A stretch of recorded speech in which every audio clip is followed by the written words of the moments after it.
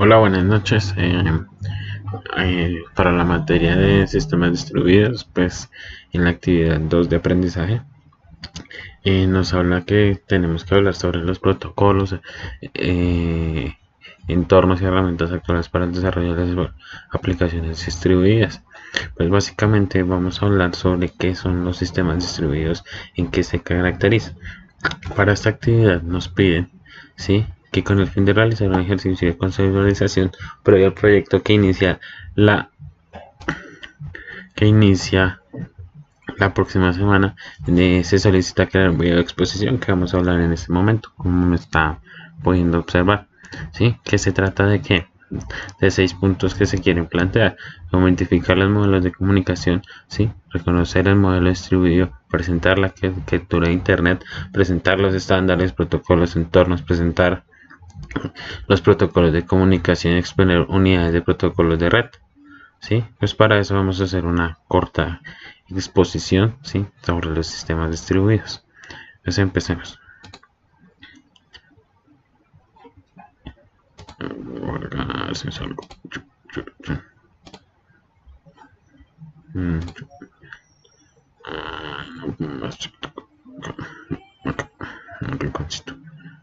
Acá, así.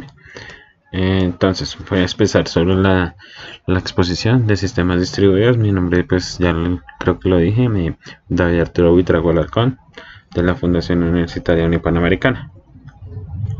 Entonces, comencemos.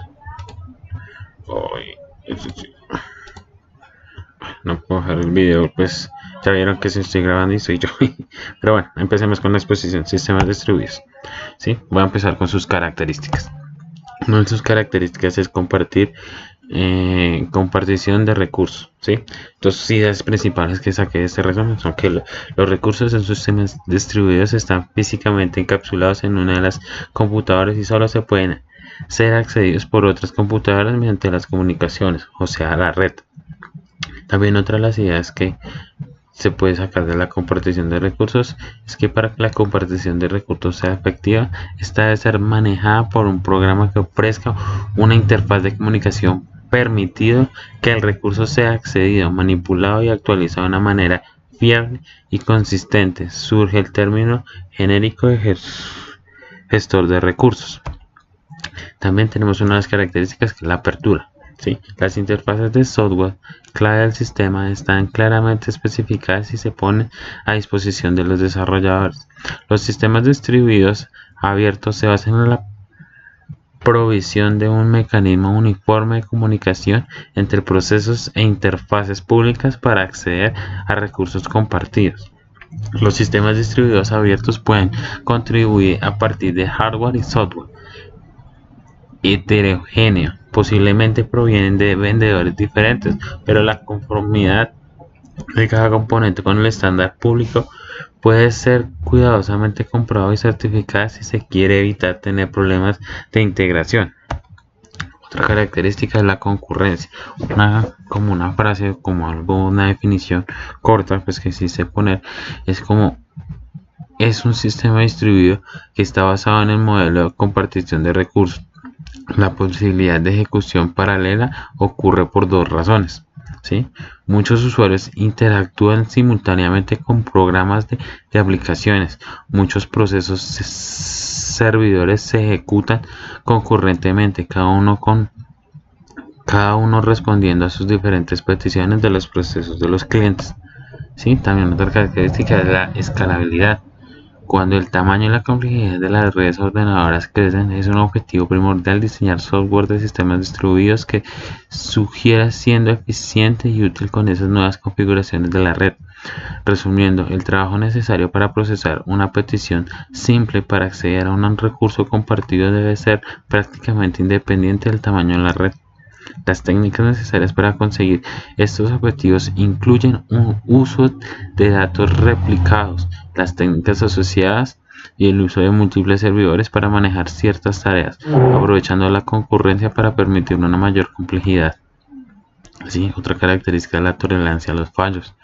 ¿Sí? Cuando se producen los fallos de software o el hardware, los programas podrían producir resultados incorrectos o podrían pararse antes de terminar la computación que estaban realizando.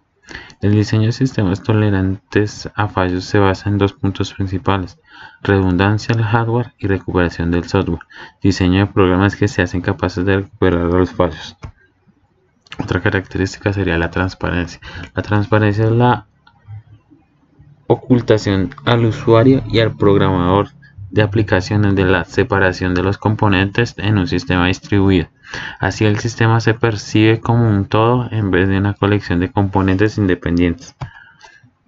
La transparencia, de lo que ya hablamos, como en el manual del ISO 9006, identifica 8 formas de transparencia: la transparencia de acceso, localización, concurrencia, réplicas, fallos, migración, presentación y escalado. Tipos de arquitectura sí que vemos en los sistemas distribuidos. Una de las arquitecturas es un conjunto de reglas de diferentes reglas, definiciones, términos y modelos que se emplean para producir una utilidad. Una clasificación muy extendida de los sistemas distribuidos es aquella que las clasifica en función de la ubicación, jerarquía y relación entre los componentes lógicos. Las arquitecturas centralizadas. En las arquitecturas centralizadas, la interrelación entre componentes sigue un patrón muy característico en el que hay una jerarquía definida, de manera que ciertos componentes requieren información o servidores que ofrecen otros componentes lógicos.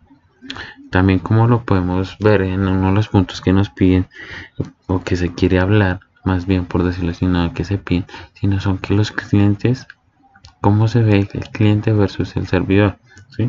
Pues básicamente es que es el modelo de cliente-servidor. Hay dos tipos de componentes, ¿sí? Que son los clientes y que son los servidores. Son dos componentes aparte. Eso hablemos del cliente. El cliente hace peticiones de servidor. Normalmente los clientes inician la comunicación con el servidor, ¿cierto? Los servidores promueven servicios. Normalmente los servidores esperan recibir peticiones. Una vez han recibido una petición, la resuelven y devuelven un resultado al cliente como una satisfacción a nuestros clientes, ¿sí? Como lo podemos ver aquí en este pequeño boceto, dibujo, como lo queramos plantear, ¿sí? Entonces, digamos, este es nuestro cliente, ¿sí? Él hace una petición al servidor y el servidor lo que nos da es una respuesta, ¿cierto? Que va a llegar a nuestro cliente. ¿Ok?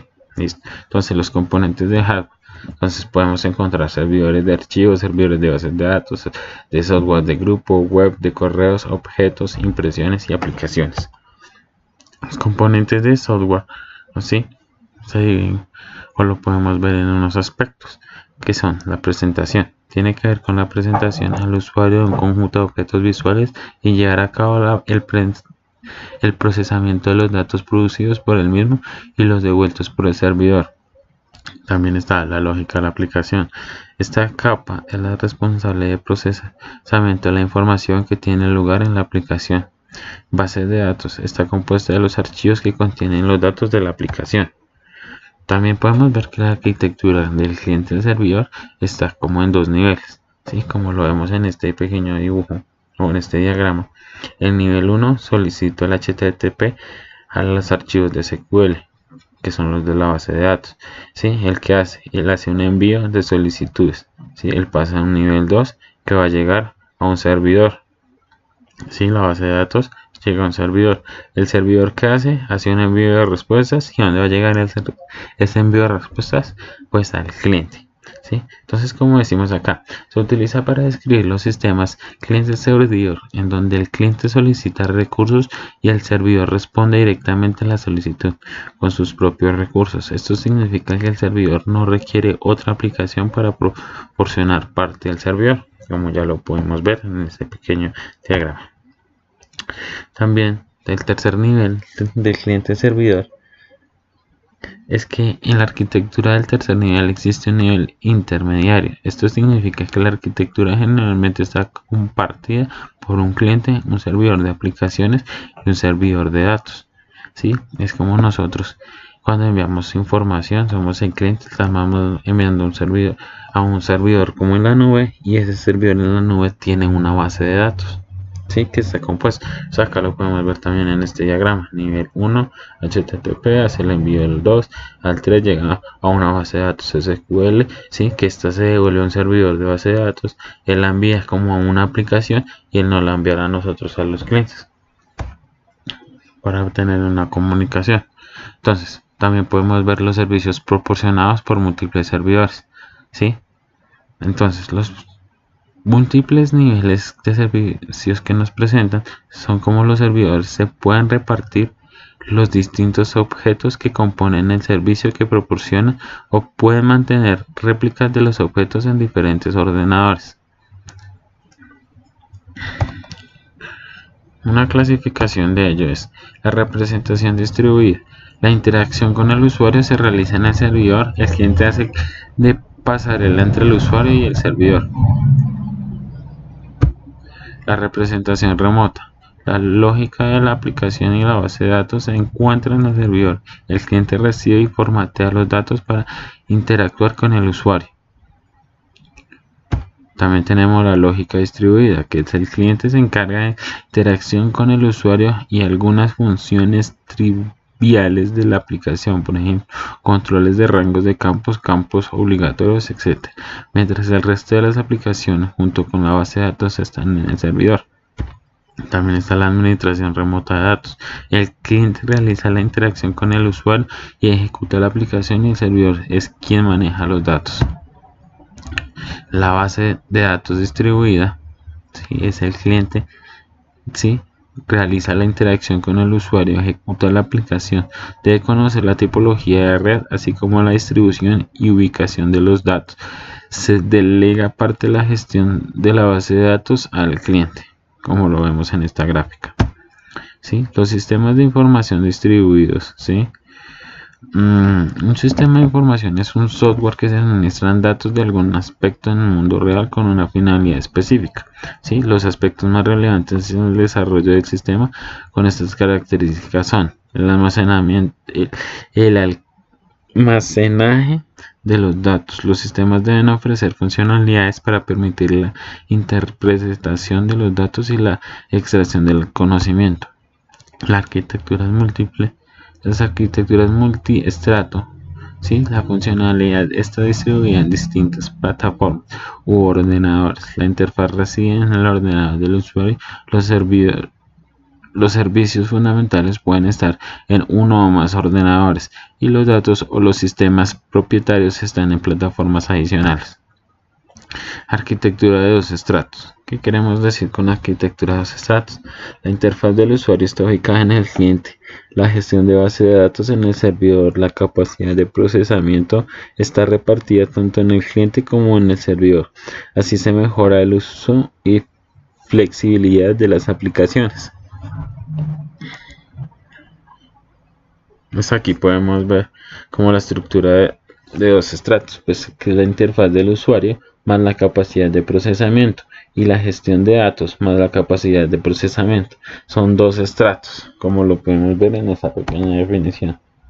La arquitectura de tres estratos, ¿sí? Es una evolución de la arquitectura de dos estratos. Ubicada en el tercer estrato es la interfaz del usuario, cliente, y el gestor de los datos servidor. Este tercer estrato proporciona la capacidad de procesamiento. Aplicaciones básicas en la web. ¿Qué queremos ver con esto? Que también es uno de los puntos que se quiso plantear con la actividad 2, ¿sí? ¿Qué queremos ver con esto? Que son un caso especial en la arquitectura cliente-servidor. Una ventaja de este tipo de aplicaciones que son accesibles desde cualquier ordenador que se disponga de un navegador web, sin necesidad de incluir más código o instalar más programas en el cliente. Gracias a esta facilidad de uso y generalidad, ha sido uno de los elementos responsables del boom de las empresas en el Internet. Entonces, el navegador web con un servidor web que están unos a otros es como el cliente del servidor, un proceso y uno ordena. Las arquitecturas descentralizadas. La distribución horizontal consiste en distribuir en parte lógicamente equivalente a la funcionalidad de un cliente o un servidor, de manera que cada parte mantenga todas las funcionalidades, pero la carga sobre el sistema quede balanceada entre las diferentes partes. Principalmente se divide en tres categorías: no estructuradas, estructuradas y híbridas. Entonces, las no estructuradas, ¿sí?, es un sistema de igual a igual que utilice una red superpuesta tipo no estructurada en un sistema que está compuesto de igual que se conecta a la red sin conocer su topología. Cuando un igual recibe la pregunta, envía al igual que la ha originado una lista de todo el contenido que encarga de la pregunta.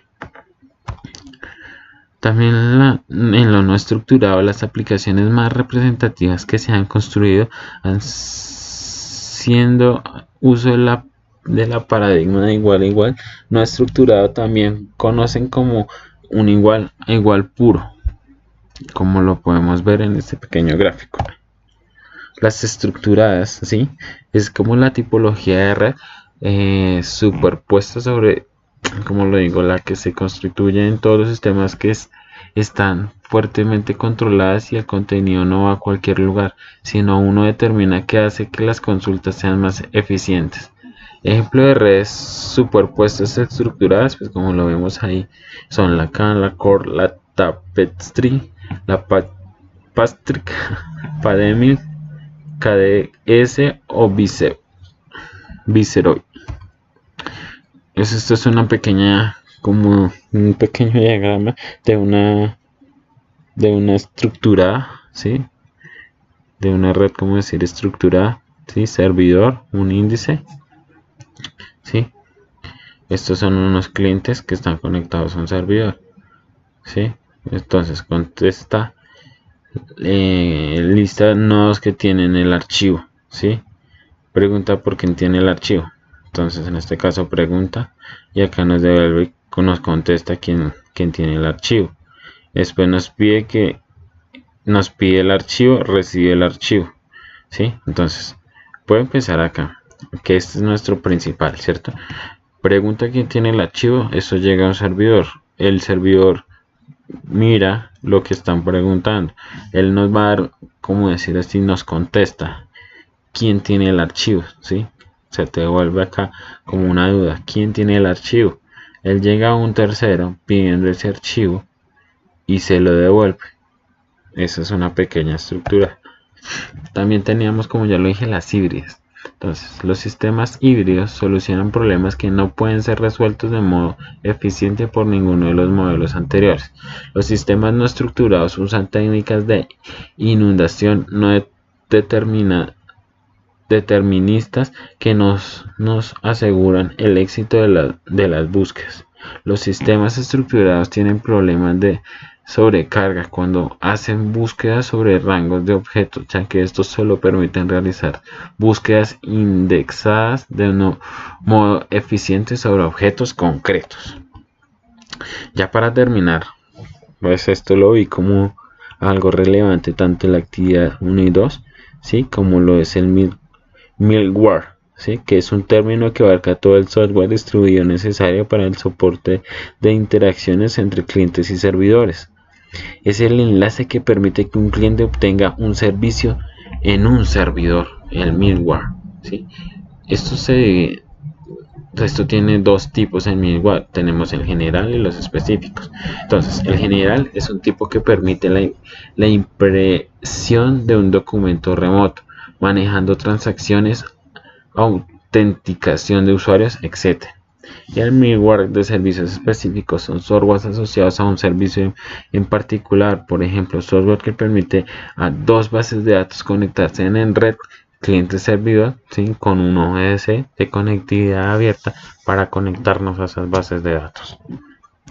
Pues básicamente eso era lo que quería plantear en esta actividad, ¿sí?, pues con el video que nos están solicitando, y poder plantear los 6 puntos pues como resumidos, ¿sí?, de lo que se quería ver para esta segunda actividad. Entonces de antemano les doy muchas gracias, ¿sí?, perdón la espina, no mentiras. Y pues espero se haya entendido lo que se quiere de la actividad. Muchas gracias, hasta luego.